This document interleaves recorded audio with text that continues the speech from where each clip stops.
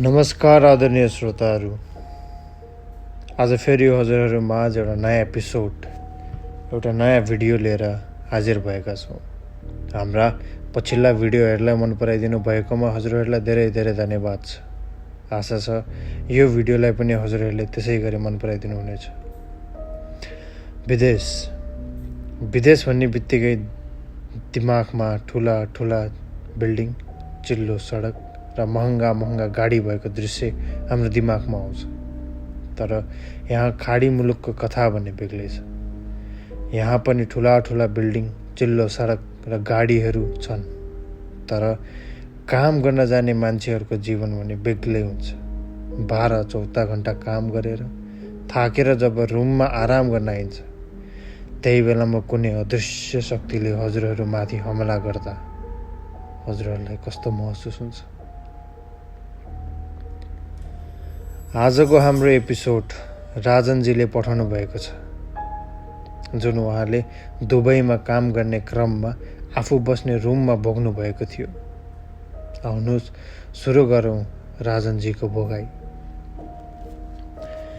मेरो नाम राजन गुरुङ हो र मेरो घर चाहिँ तादिङमा छ। म पहिले पनि कामको सिलसिलामा कतारमा बसेर आएको थिएँ र त्यहाँबाट फर्केपछि म होटेलको कामको लागि लगभग 2073 सालतिर म दुबई गएको थिएँ। म काम गर्ने होटेल राम्रै थियो, तलब सँगसँगै खाना बस्नको पनि सुविधा पनि थियो, कम्पनीले नै दिएको थियो। म दुबईको देरा भन्ने ठाउँमा बस्थेँ। हाम्रो होटेलको बस्ने ठाउँ ठिकै थियो। हामीलाई होटेलले एउटा रुममा 2 जना राखिदिएको थियो।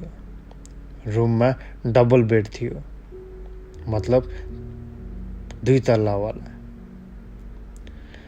म डेमा ड्युटी गर्थेँ अनि मसँगै बस्ने साथी चाहिँ नाइटमा ड्युटी गर्थ्यो। हामी बस्ने रुम 4थो तल्लामा थियो अनि मेरो रुम नम्बर चाहिँ 806 थियो। यो नम्बर सायद नै म मेरो जीवनमा भुल्ने छु होला। त्यस रुमको भोगाई अझै एक्लै हुँदा झलझली याद आउँछ। मैले काम सुरु गरेको लगभग 1-1.5 महिना भइसकेको थियो। काम राम्रै भएका कारण म खुसी थिएँ। रुम पनि राम्रो थियो र रुमको साथी नै नेपाली भएका कारण खासै विदेश बजेको जस्तो महसुस भएको थिएन मलाई। मसँगै बस्ने साथीको नाम चाहिँ मनोज थियो। सबै कुरा सहज रूप नै जाँदै थियो। एक दिन म ड्युटीबाट रुममा आएँ। रुमभित्र पस्ने बेलामा अलि कस्तो अनौठो गन्ध आउँदै थियो, मानौ केही कुहिएको गन्ध। कतै मुसा मरेछ कि के हो चाहिँ लागेर मैले बेड मुनितिर पनि हेरेँ। न सायद मोजाहरू पो गनाएको हो कि भनेर त्यो पनि हेरेँ, तर कताबाट गन्ध आइरहेको भनेर पत्तै लाउन सकिनँ। मैले रुम फ्रेसनर पनि छर्किदिएँ रुममा। एकछिन त गन्ध हराएको थियो, तर फेरि गन्ध सुरु हुन थाल्यो। मैले केही सिप नलागेर रुममा धुप सल्काइदिएँ। त्यति गरेपछि म बाथरुममा कपडाबाट पो आएछ कि त्यो गन्ध भनेर त्यो पनि हेर्न थालेँ।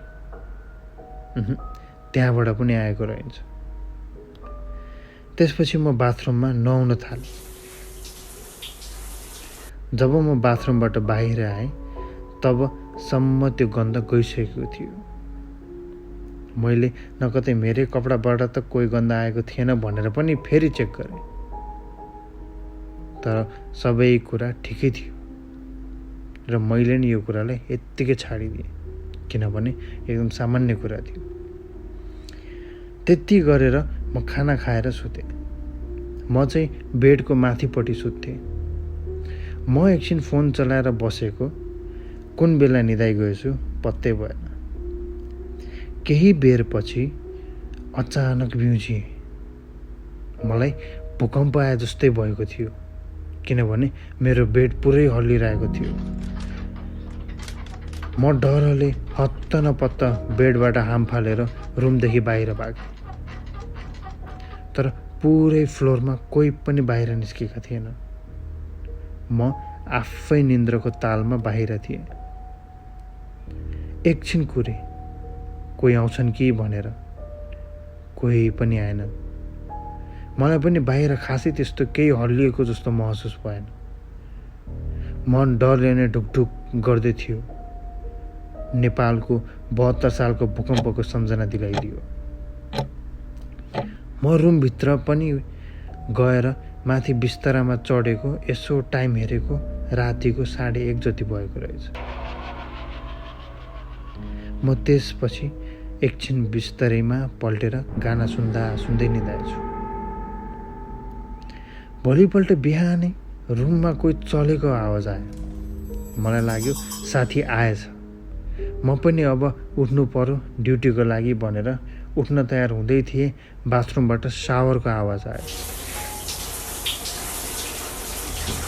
मलाई हतार भएको थियो नुहाएर ड्युटी जानु।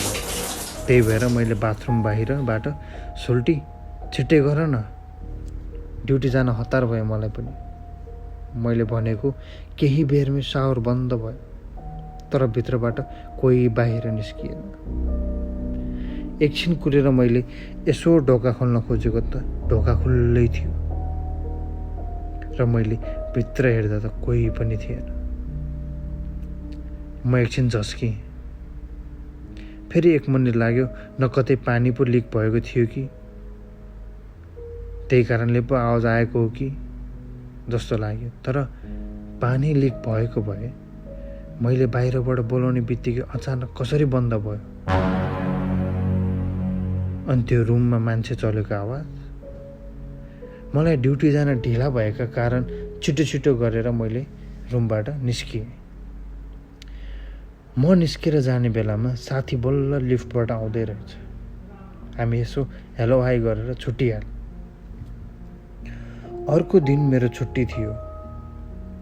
म रुममा आएर बेडहरू मिलाउँदै कपडाहरू सबै धोएर सुकाएर आएँ। साथी खाना बनाउँदै थियो। उसको पनि छुट्टी थियो। खाना बनाउन सकाएर दुवैजना मिलेर रुमहरू सफा गर्यौँ। साथी आज बाहिर घुम्न जाने प्लान रहेछ र ऊ दिउँसै निस्केर गयो। म चाहिँ रुममा अब दिनभरि फिल्म हेर्दै बस्छु भनेर चिप्सहरू किनेर लिएर आएँ। दिउँसोको समय थियो अनि म तल भुइँमा बसेर एकछिन घरमा कुरा गर्नु पर्यो भनेर घर फ्यामिलीहरूसँग गफ गर्न थालेँ भिडियो कलमा सबैसँग बोलेँ र लास्टमा म भाइसँग बोल्दै थिएँ। भाइले छुट्टीको दिन किन घुम्न नगएको त भनेर सोध्यो। मैले स्यालेरी आएपछि सपिङ जानु छ, एकैचोटि जान्छु, आज चाहिँ साथी गएको छ घुम्न, म एक्लै छु रुममा भने। भाइले एक्लै रे? अनि भर्खरैतिर पछाडिबाट कोही मान्छेहरू हिँड्दै थियो त? म बोल्दै अड्किएँ एकछिन। मैले भाइलाई यता रुम वरिपरिका मान्छेहरू आउँछन् भनेर कुरा टारिदिएँ। त्यति भन्दै मैले फोन राखिदिएँ। रुममा कोही पनि थिएनन्। त भाइले कसलाई देख्यो? यो कुरासँगै त्यो बाथरुमको कुराहरू मनमा खेल्न थाले। मलाई रुममा बस्न मन लागेन र म एकछिन बाहिरतिर घुम्न निस्किएँ। म बाहिर मार्केटतिर घुम्दा घुम्दै साँझ परिसकेछ। म अब बेलुका मासु खानु पर्यो, साथी पनि छ भनेर मासु लिएर गएँ। म रुम बाहिर गएर चाबीले ढोका खोल्न लागेको त ढोका नै खुलेन। साथीले भित्रबाट चुकुल लगाएछ कि भनेर बोलाएँ एकछिन, तर ढोका खुलेन। सायद सुतेछ होला भनेर फोन लगाएँ। मैले फोन गर्दा सुरुमा फोन उठेन।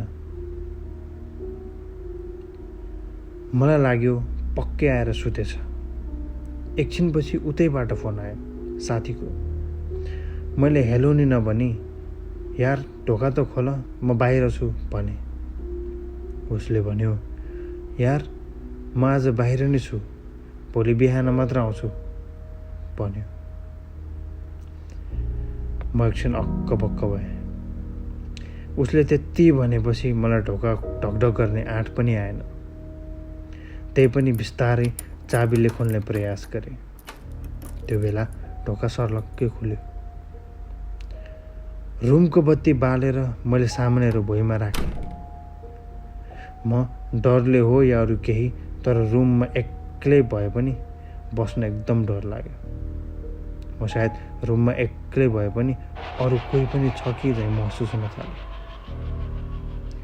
मलाई खाना पकाउन जाँगर चलेन र त्यही भएर म सुरुमा नुहाउन गएँ। नुहाउँदै गर्दा मनमा अनेक कुराहरू खेल्न थाल्यो। मन झन्झन डरायो। यतिसम्म डरायो कि नुहाउँदाखेरि एकछिन आँखा बन्द गर्न समेत मन लागेन।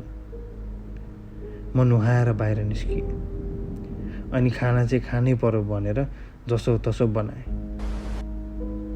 मैले खानाहरू बनाएर खानपिन गरेर साथीको लागि खाना राखिदिएर म चाहिँ अब बियर पिएर सुत्छु भनेर सोचेँ। बियर पिएर सुत्दाखेरि सायद मजाले पो निन्दा लाग्छ कि भनेर बियर पिएर म सुतेँ। मलाई बियर पिएपछि माथिको बेडमा सुत्न गाह्रो भएर म तलकै बिस्तारामा सुतेँ, साथीको बिस्तारामा।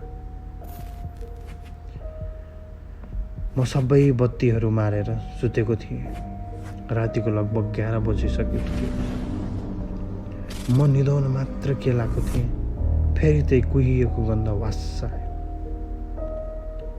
मलाई लाग्यो यो गन्ध कहाँबाट आइरहेछ।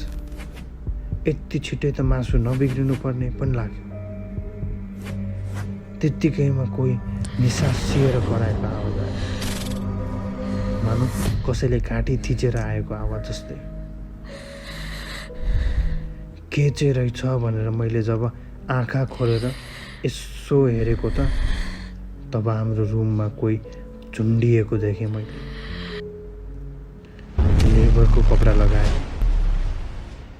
र त्यसको खुट्टा ठिक मेरो बेडमाथि मेरो आँखाले छर्लङ्ग देख्ने ठाउँमा थियो। मेरो मुटु नै रोकियो। म कराउँदै रुमदेखि बाहिर निस्किएँ। म कराएको सुनेर रुम छेउको साथी पनि बाहिर निस्कियो। उसले मलाई सम्हाल्दै के भयो भन्दै सोध्दै थियो।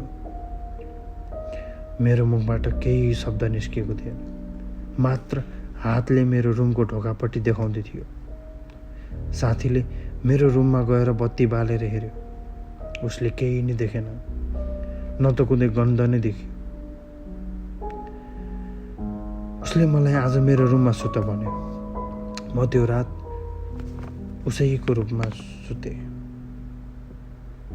तर म उसको रुममा सुते पनि निदाउन भने सकिनँ। अनि मैले भोलिपल्ट नै हाम्रो म्यानेजरलाई मेरो रुम जसरी पनि चेन्ज गरिदिनु, म त्यो रुममा बस्न सक्दिनँ भनेर धेरै रिक्वेस्ट गरेँ। मैले धेरै रिक्वेस्ट गरेपछि मलाई दोस्रो तलामा रुम दिलाइदिए। त्यो रुममा भने सबै ठिक थियो, तर म त्यस दिनबाट 4th फ्लोरमा कहिले पनि पाइला टेकिनँ। पछि मैले बुझ्दै जाँदाखेरि हामी बस्ने त्यो पुरै बिल्डिङ पहिला लेबरहरू बस्ने क्याम्प रहेछ। अब मैले त्यो देख्नु, जुन त्यो लेबर कपडामा झुन्डेको मान्छे देख्नु, एउटा सायद संजोग थियो वा अरू केही, त्यो मैले बुझ्न सकिनँ।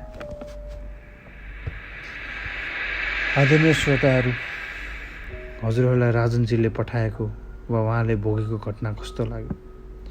आफ्नो प्रतिक्रिया हामीलाई तल कमेन्टमा लेखेर पठाउनुहोला। हजुरहरूको सल्लाह, सुझाव र मायाले हामी आगामी दिनमा अझ बढी राम्रो गर्ने प्रयास गर्नेछौँ। र हजुरहरूको लाइफमा पनि यस्ता केही घटनाहरू घटेका छन् भने हामीलाई तल डिस्क्रिप्सनमा दिएका इमेल आइडी वा हाम्रो फेसबुक पेजमा लेखेर पठाउन सक्नुहुनेछ। अनि एक फेरि यसो रुमको ढोका बाहिर गएर हेर्नुहोस् त, कतै हजुरको रुम नम्बर पनि 806 त होइन नि।